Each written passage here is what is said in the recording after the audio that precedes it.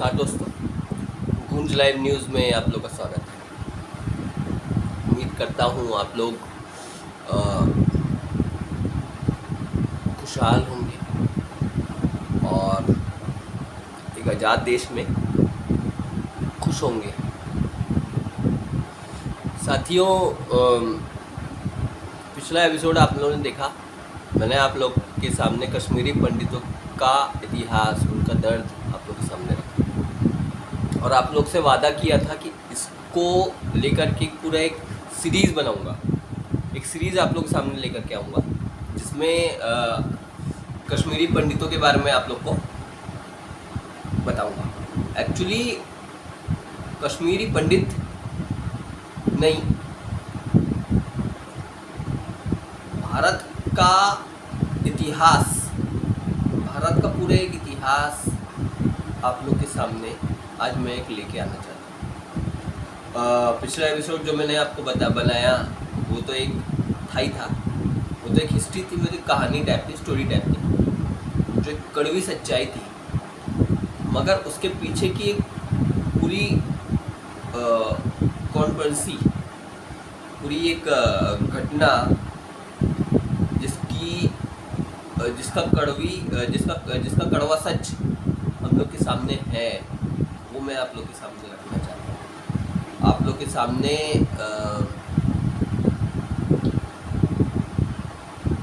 एक ऐसे आज़ाद भारत की कड़वी सच्चाई बताना चाहता हूँ। अपने आप को लोकतांत्रिक देश हम बोलते हैं, आज़ाद भारत बोलते हैं। उस आज़ाद भारत में हम लोग कितने आज़ाद हैं उसके बारे में मैं आप लोग के सामने रखना चाहता हूँ।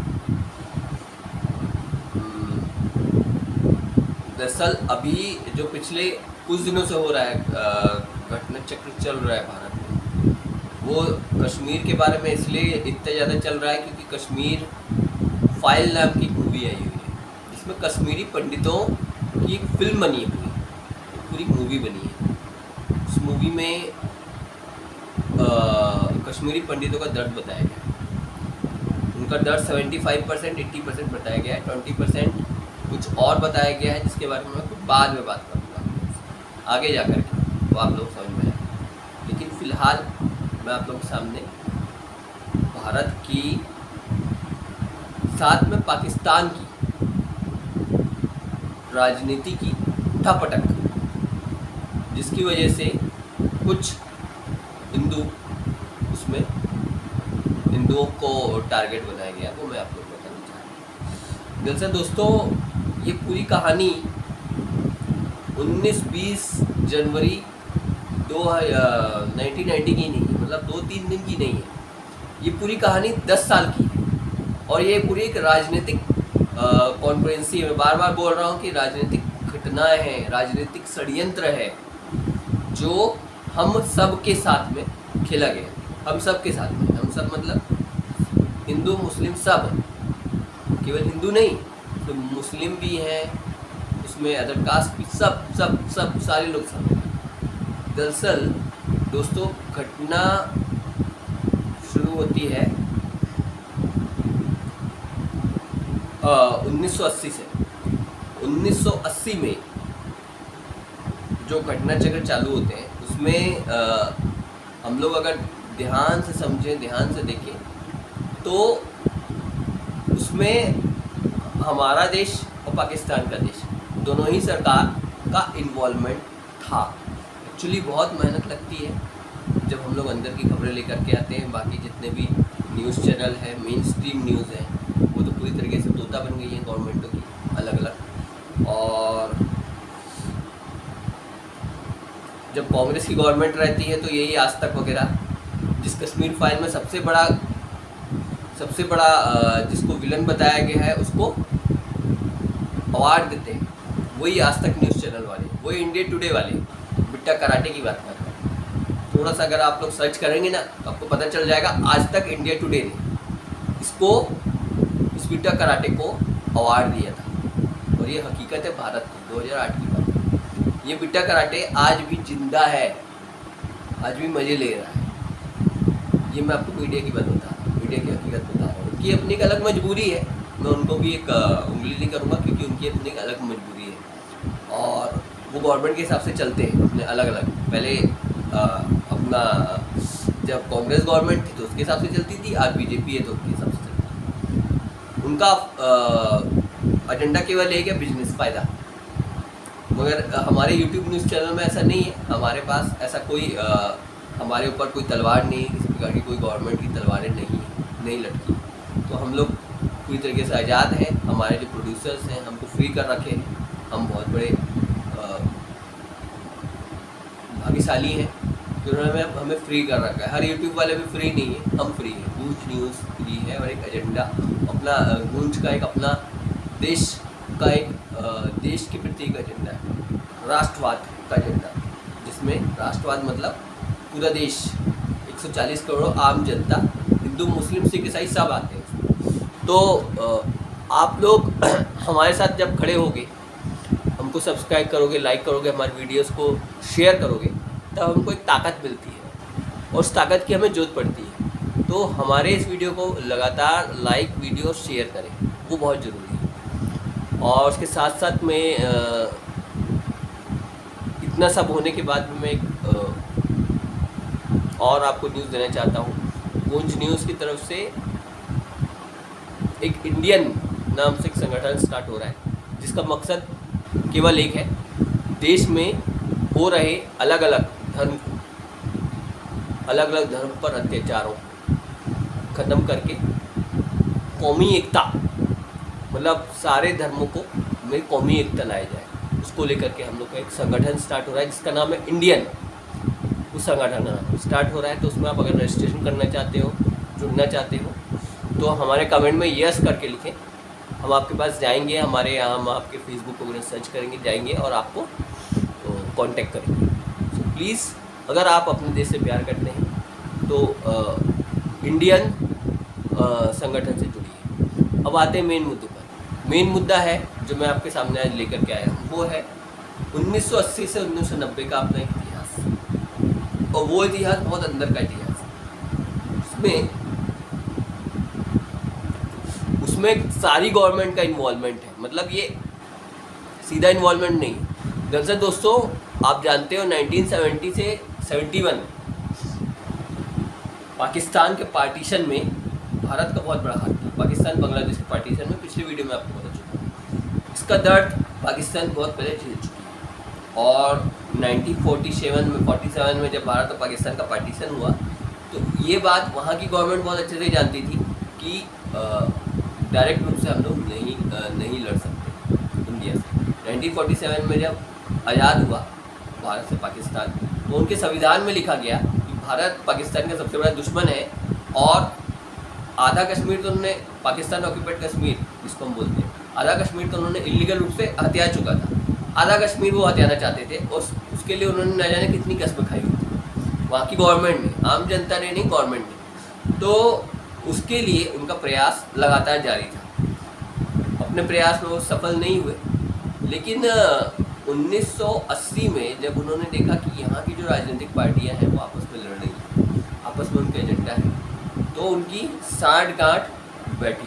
एक्चुअली 1986 में बताया जाता है बहुत अंदर की एक मीटिंग हुई। उस मीटिंग में ये तय किया गया, ISI और भारत की केंद्र सरकार, केंद्र सरकार कांग्रेस की अपने अपने एजेंडा के अनुसार, मतलब पाकिस्तान का एजेंडा था, वहाँ की गवर्नमेंट का, कोई भी गवर्नमेंट है वहाँ का एजेंडा था कि किसी प्रकार से भारत को नुकसान पहुँचाना, और भारत का एजेंडा था कि यहाँ हिंदू मुसलमान करते रहना किसी भी पार्टी के लिए, तो हम बने रहेंगे। कांग्रेस अगर हिंदू मुसलमान करेंगे तो उनको मुस्लिम और हिंदू वोट मिलेंगे, और बीजेपी करती रहेगी, RSS करती रहेगी तो उनको हिंदू वोट मिलेंगे। तो इसके तहत वो अपने आगे चले और उन्होंने आगे जा कर के उसी को अंजाम दिया, जिसका कश्मीरी पंडित शिकार बने। तो 1980 से 1990 के बीच बहुत ज़बरदस्त भारत का इतिहास है, इतना शायद कभी नहीं रहा होगा। आप जानते हो 1980 तक काफ़ी 78 तक एक दो बार बस आपातकाल छोड़ करके बाकी पूरा इतिहास भारत में कांग्रेस ने राज किया, लेकिन 80 के बाद से कांग्रेस का बहुत उठापटक चालू हो गया। 1980 में 86 में जो ये तय किया गया, इसमें विपक्ष को भी अपने साथ लाया गया। साथ के साथ कश्मीर का अलग राजनीति चल रही थी उस समय में। 1986 में तय किया गया कि 1987 में चुनाव होगा। 1986 में पहले शाह गवर्नमेंट थी वहाँ पर पीडीपी की इसकी, जिसमें उसको बर्खास्त किया गया। उसको बर्खास्त करके तय किया गया कि एक साल यहाँ राजपाल सिस्टम चलेगा और उसमें 1987 में चुनाव होगा, जिसमें हम ये सिद्ध करेंगे, हम ये जानबूझ करके, एक्चुअली 76-77 उस समय में वहाँ की विधानसभा थी, उसमें बताया जाता है ये कि वहाँ ऑलरेडी वहाँ जो हुकूमत है कांग्रेस की बन रही थी, लेकिन उसके बाद भी ज़बरदस्ती का वहाँ पर घपला किया गया और घपला करके ये सिद्ध किया गया कि यहाँ की जो गवर्नमेंट है, मतलब भारत की, वो मुस्लिमों के अगेंस्ट है, कश्मीरी पंडितों को भड़का देती है। और ये इसमें शामिल थे वहाँ के कश्मीर के कट्टरवादी, जिनको आतंकवादी हम बोलते हैं, और वो पाकिस्तान के इशारे पे काम कर रहे थे, पाकिस्तान के आईएसआई के इशारे पे काम कर रहे थे। और ये षड्यंत्र कश्मीर के आतंकवादी नहीं, आईएसआई और भारत की गवर्नमेंट मिलकर के कर रही थी। और केवल भारत की गवर्नमेंट नहीं, इसमें विपक्ष भी शामिल था, क्योंकि जब आप 1980 में जाओगे तो सबसे पहले एक कांड होता है, आपको ध्यान होगा, 1981 में 1981-82 में जब आप जाओगे, खालिस्तान एक मूवमेंट होता है। 1981 से ही मूवमेंट स्टार्ट होता है और ये मूवमेंट ज़बरदस्ती का स्टार्ट होता है। दरअसल जब आप भारत के मैप में जाओगे तो भारत के मैप में देखोगे जम्मू कश्मीर के साथ पंजाब भी बॉर्डर में रहता है। पंजाब में सिख ज़्यादा रहते हैं, कश्मीर में मुस्लिम ज़्यादा है, उनकी संख्या ज़्यादा है। सिखों में और मुस्लिमों में पहले से ही दुश्मनी थी एक प्रकार से, और वो अपने आप को पाकिस्तान के साथ जोड़ना नहीं चाहते थे किसी। लेकिन अफगानिस्तान के आतंकवादियों को बुला करके वहाँ पर एक खालिस्तान को क्रिएट किया गया इंदिरा गांधी गवर्नमेंट के साथ, और जानबूझ करके इंदिरा गवर्नमेंट ने 83 में वहाँ पर कॉन्स्पिरेसी क्रिएट करी, ठीक है, ताकि भारत की जनता को ये लगे कि सारी स्टेट में, मतलब कुछ स्टेट में अपने जैसे पंजाब में वहाँ की जो जनता है वो चाहती है कि वो भारत से अलग होना चाहती है।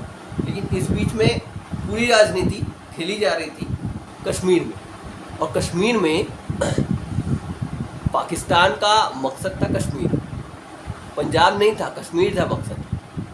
लेकिन लोगों को उलझाया गया वहाँ पर, जिसकी वजह से 1984 में नाटकीय ढंग से इंदिरा गांधी की मौत हो जाती है। उसके बाद सिख दंगे होते हैं, जिसमें ना जाने कितने नादान सिखों की मौत होती है। 2 सिख मारते हैं, लेकिन उनके जो गार्ड्स थे, इंदिरा गांधी के जो गार्ड्स थे, लेकिन सारे सिख, तो महिलाएं, बच्चे, बुजुर्ग, सबको मार दिया जाता है। रेप होती है, बलात्कार होती है। उसका एक वीडियो में बनाऊंगा। अब आगे तो देखिए, आप देखते जाइए, आगे जितने भी दंगे हैं उनके बारे में आपको सामने लेकर के आऊँगा। मेरा मकसद केवल यही है, इन दंगों में इन सारी गवर्नमेंट को नंगा करके रख देना। अच्छा, उसके बाद फिर नाटकीय ढंग से ड्रामा यहाँ चल रहा था। यहाँ की जो मुख्यमंत्री थे, उनकी बेटी को नाटकीय ढंग से उठा लिया जाता है 1989 में। ये सारा ड्रामा वहाँ के मुख्यमंत्री खुद उठवाते हैं अपनी बेटी को, 7 दिन रखते हैं, उनकी बेटी हिफाजत से आ जाती है, लेकिन आतंकवादी छूट जाते हैं।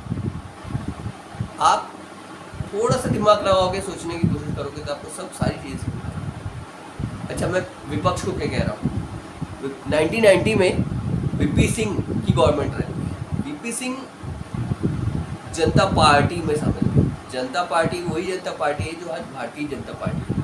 जनता पार्टी में वीपी सिंह के अलावा आज जो अपने आप को समाजवादी पार्टी के मुलायम सिंह यादव, लालू प्रसाद यादव, कम्युनिस्ट, गरीबों के अपने आप को गरीबों के साथ खड़े होने वाले ना जाने कितने सालों से गद्दार कम्युनिस्ट और आरएसएस 1947 के पहले से बनी आरएसएस जो अपने आप को हिंदू पार्टी कहती है, वो सबकी गवर्नमेंट थी, मिलीजुली गवर्नमेंट, जिनका मकसद था किसी भी तरीके से कांग्रेस को बाहर करना। 1990 में वीपी सिंह गवर्नमेंट होती है और वीपी सिंह गवर्नमेंट नाटकीय ढंग से शांत रहती है जब तक ये कांड चल रहा होता है प्लान के अनुसार, और न जाने कितनी महिलाएं कितने बच्चे को कश्मीर में मार दिया जाता है।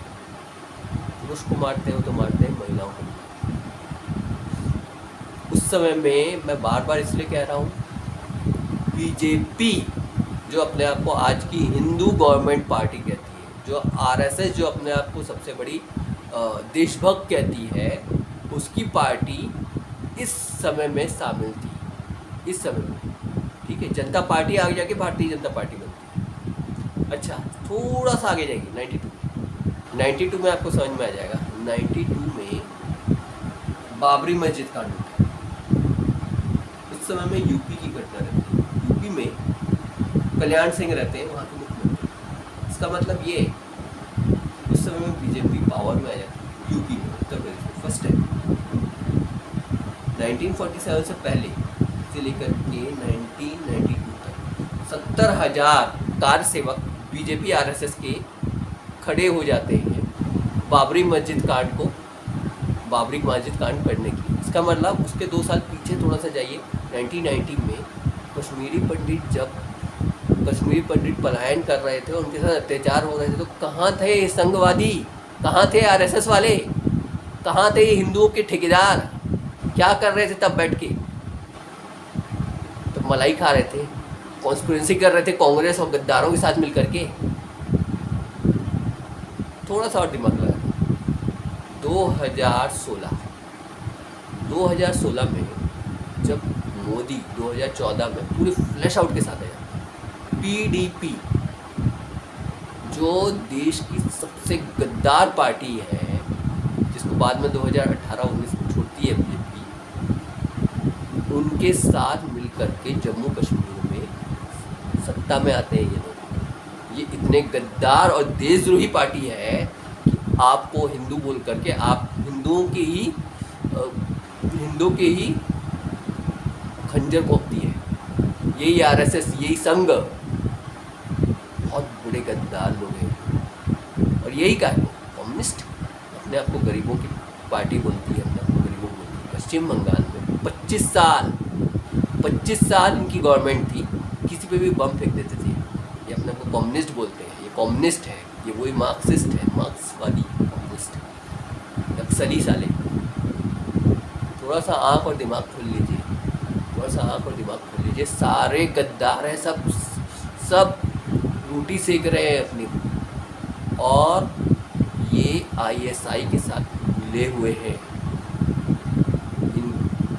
ये अपने बच्चों को भी बेच सकते हैं, जैसे मैंने आपको बताया ना अभी कश्मीर में हुआ ये चीज़।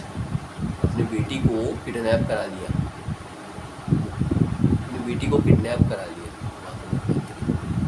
ड्रामेबाज।